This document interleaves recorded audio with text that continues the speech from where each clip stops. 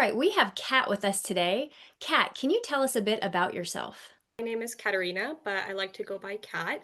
I am 20 years old and I love everything with making videos and listening to music. I am visually impaired and I started off by being on the Empower team student advisory board, and now I am working with the team on the Empower project. And we are so happy to have you part of the team. Thank So you. today's topic is dignity of risk. What does dignity of risk mean to you? Yes, dignity of risk means that you have the freedom to make your own choices, even if it ends up in failure. It means that you are treated like a whole human and not just you're treated as a whole human, but you're not underestimated or sheltered just because of a disability.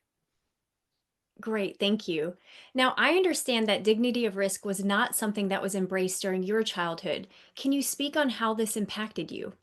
Yes, that is very, very true. Growing up, I heard phrases like, "Oh, it's okay, I'll just do it for you. You don't have to worry about it," or that you might get hurt. And I was very sheltered and protected, and I didn't really have the opportunity to explore. And even if I did, things like if my mom was very anxious and she sort of let me do something, I felt her anxiety and I definitely stepped back myself. And so overall, I was just not only scared that I would fail, but I was scared to confront my mom's fears. And so overall, I've grew up with a lot of overall anxiety and having a lot of self-doubt about myself, and also just having a hard time trusting myself if it's something small and simple or in a larger scale. And I've learned in the past couple years that luckily I've been able to get some really great support on that and work on that, and it has definitely gotten a lot better than where I was. Thank you for sharing that. Is there a specific example that you want to share with us about where dignity of risk was not incorporated into your childhood and it had a direct impact on your self esteem? Yes. So when I was younger, I didn't have the typical experience of, oh, you're going to do this chore in the house, you're going to do the laundry, or you're going to help with this. Because my mom's concern was, oh, there's a basement that is all metal and like cement, and you have this big laundry basket, it's too heavy, and you won't be able to carry it, or you'll just fall. And they just stopped me from doing that. And now that I'm older, I still have to learn how to do that. But instead of my mom finding in a way to accommodate, instead of like maybe buying a better, easier laundry basket to carry, or just helping me find ways to accommodate, she just said, don't worry about it, you don't have to worry about it, you're too young yet. And so now that I'm older, it definitely caught up to me that I have to learn that skill now as a 20-year-old. Thanks for sharing that. What advice would you give parents or family members about the importance of dignity of risk?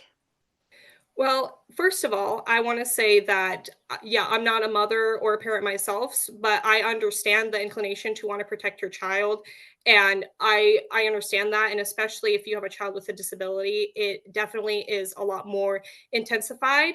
But I would say, definitely give your child time to take risks and do things outside of their comfort zone, or just trying things out, because that is okay. And they'll learn, and that's how you're going to learn too with them, of what helps and what how to accommodate it. But don't immediately say, oh, my child can't do this yet, and they're not going to do it. Give it a try and figure out, okay, well, this failed, so let's figure out how we can accommodate the surroundings and figure out what we can do. And so when you give your child a sense of autonomy, you notice that children will learn and discover who they truly are. And what type of strategies are you using now to help improve your self confidence and self determination?